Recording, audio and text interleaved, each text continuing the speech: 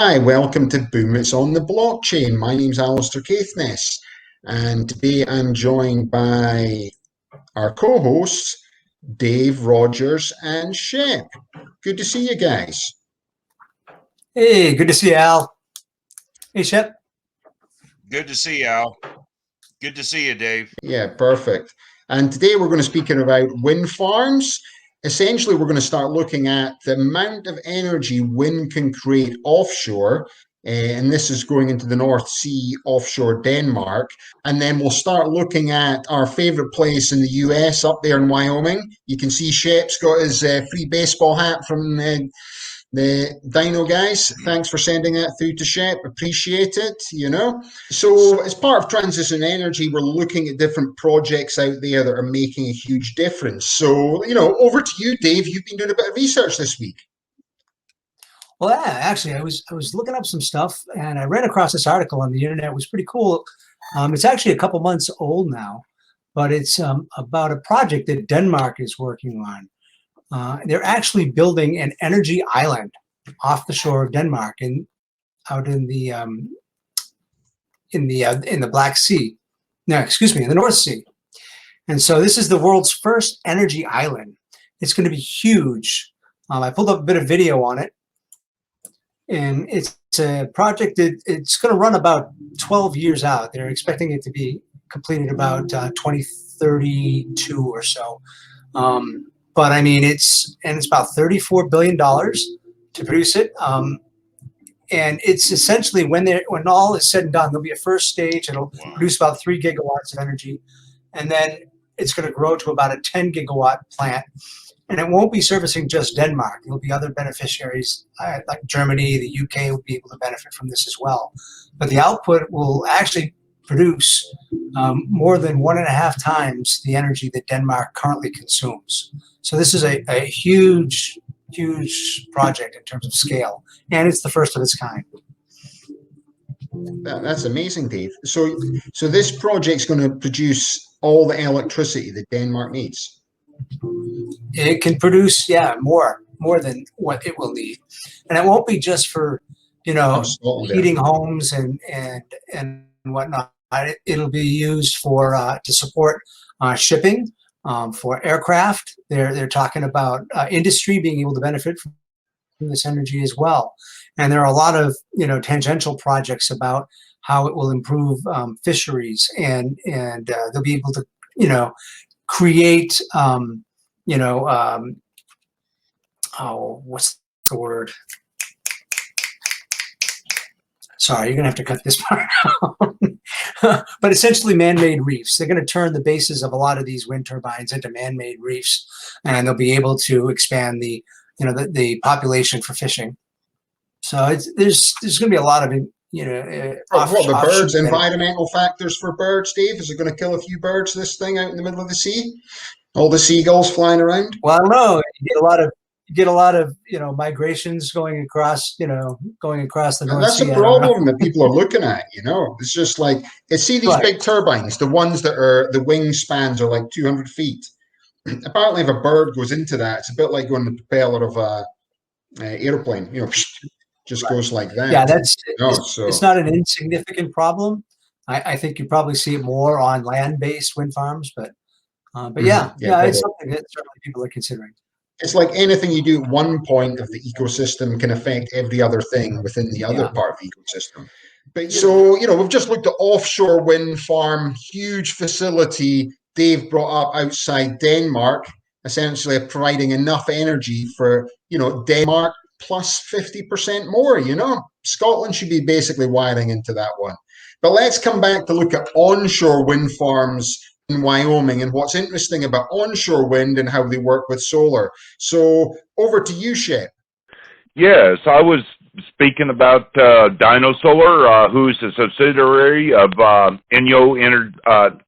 Enyo Renewable Energy Resources. They contemplated the acquisition of a 2,406 acre lease from the county of Natrona here in Casper, Wyoming. And they are going to be putting in, from what I understand, a plethora mix between wind turbines and solar panels which has the capability of doing 300 megawatts power production per day, which Infinal is enough to power 200,000 homes on any given day. And with the population of Wyoming only being 500,000, that's almost close to half the population of Wyoming. And they'll be breaking ground on that sometime later this year. And with that going in, and with the brand new solar farm that they have down in Sweetwater County, which is Rock Springs area, which is 640 plus acres, it's putting out, as we speak, around 245 megawatts per day. So if you think about that then, Shep, 500,000 people in Wyoming, essentially the wind energy is about to cover 200,000 people. On a day when it's full wind, they'll obviously have to backup facilities. But, you know, to a certain extent, Wyoming could be 100% green energy within 10 years anyway. Easy. What do you reckon? Oh, yes. Without a doubt. I'm just looking at Dave's computer now. You know, this is not so professional, guys. Exactly. Exactly, Shep. Perfect. Yeah, I just wanted to. I was looking at this chart. This is energy sources by country. You know, and they've got, you know, this is just fossil fuels, unconditional, meaning that there are no targets on restrictions or anything. This is, you know, fossil conditional, and then the green colors are, you know, green energy, obviously clean energy, and then other is this blue. But I mean, if you look at these other countries, they've got us beat far and wide. The U.S. has a lot of work to do. We've got a lot.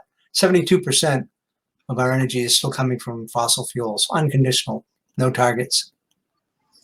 And then we've got clean, conditional targets, about 26%, 27%. But I mean, you look down here, and India's got a lot of other, that's, you know, there's biofuels, there's nuclear energy, there are a lot of other things that are in this category. Coal. There's a lot of coal in there as well. But I mean, the UK is cranking.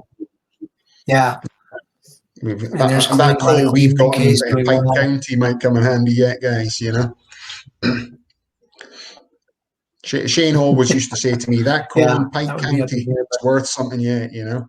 Maybe they weren't using America, but we could like ship it out to India. So you've always got to think commercially, guys. Right. You know?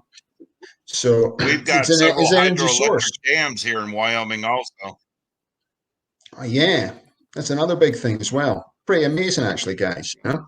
So, you know, so that's like super interesting. So we've looked at offshore wind, we've looked at onshore wind, we've looked at the variations. Somewhere like Denmark, when this thing's built, that's them, 100% green energy, you know.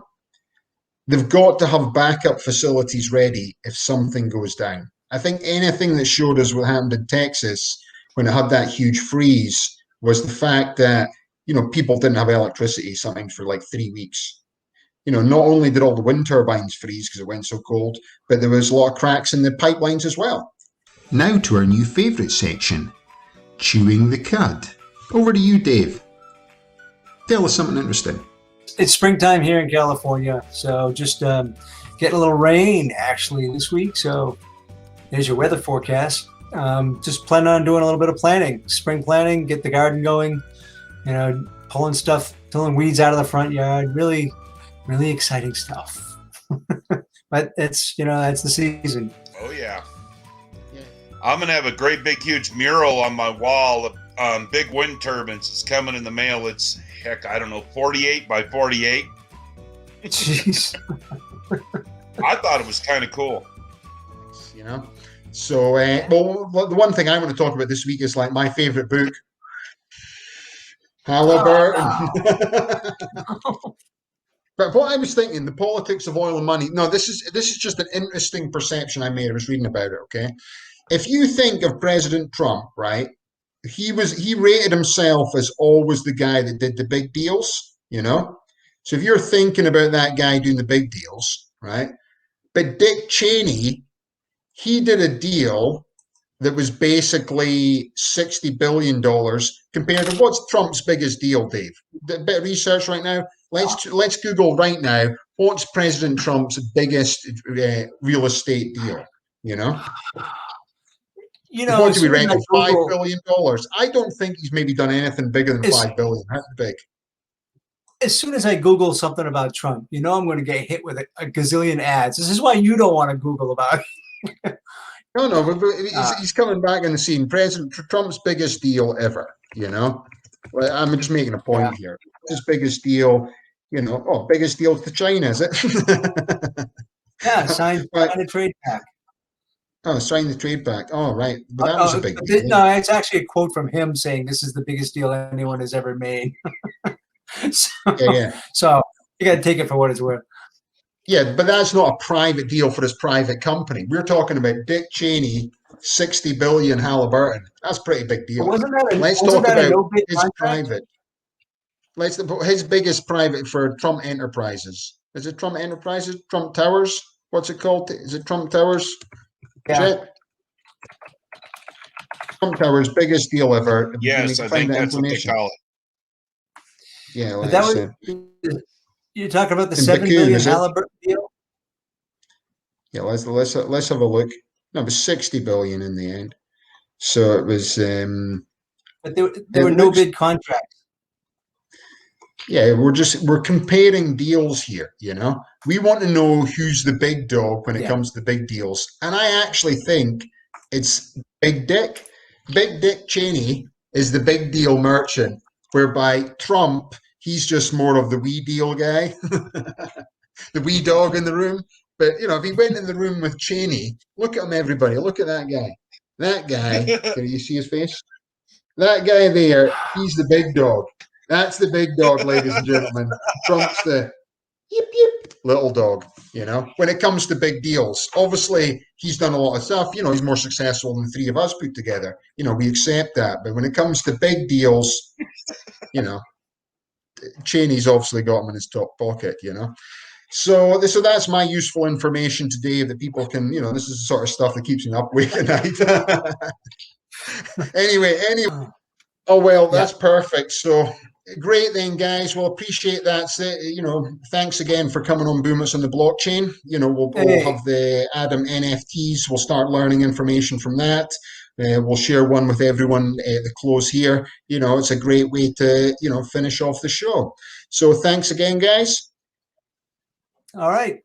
Signing off. Take care, Al. Great being here. See you later, Shep. See you later, Shep. See you later, Dave. Dave. Thanks. Perfect. So that's great. So, no, thanks. There you are, Shep, just coming in. So thanks again, everybody, for joining us and Boom It's on the Blockchain. My name's Alastair Caithness. Have a good night. Thank you for watching Boom It's on the Blockchain. If you want to hang around, you've got a few more minutes, watch the backstage edits, info that never made it to the main podcast. Some of it you just can't miss. Thanks again. Have a nice day.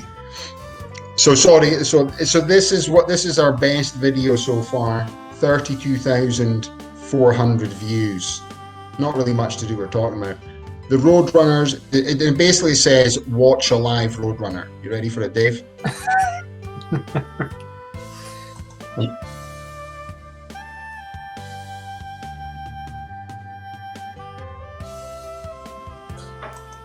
Perfect, and isn't that's it? So that's it. That's basically that's basically as good as we've got, Dave, so far. Never mind. It's so just, next it's week, still pretty good. It's 45. Next comments. week's show, we'll have the Roadrunner on. Well, just if it gets as many views, most comments are meat. And then on top of it, meat, is the next guy who's not even read any of the comments, even though every third comment's meat. Trying to get this new inside joke that the other guys just said 2 comments above. Basically, it's like, but then this guy's discussing what they eat. So apparently they eat rattlesnakes. Did you know that? Eat snakes, Roadrunners. Some guy said it was Roadrunner. And then some other guy provided information that a Roadrunner can run 25 miles an hour, but your dog can run 35 to 40 miles an hour. So if it was a race between your dog and the Roadrunner, the chances are your dog would win. So that's what I've learned so far this week in TikTok. Useful information. So the coyotes are always going to win. Normally the coyotes can't. Then this other guy writes this other huge blog post. Basically, had to write in 2 sections. Had to get his point across. I'm one of those guys. Start writing it. Wait a minute. There's a character stopping the story. Anyway, he advised us that the coyotes hunt in packs to catch the roadrunners. Normally 2 or 3. That's how they catch them. They can't really catch them in the race, so they kind of, do the cunning coyote way to get in there, So so that's my information. Like, here's Shep again. Let's get him in. Hold on. Hey, Shep. Shep, how's it going? You there, Shep? Yep. How are you doing? Perfect. Yes, right, I am. Just jump back in there, Shep. Perfect. Right. And I've got a hat coming that says Wind Miner on it too. Wind miner? Wind Miner, yes. Not gold miner, wind miner. I just thought it was kind of cool. Yeah, you're gonna be all tricked out. I'm getting there. All your swag.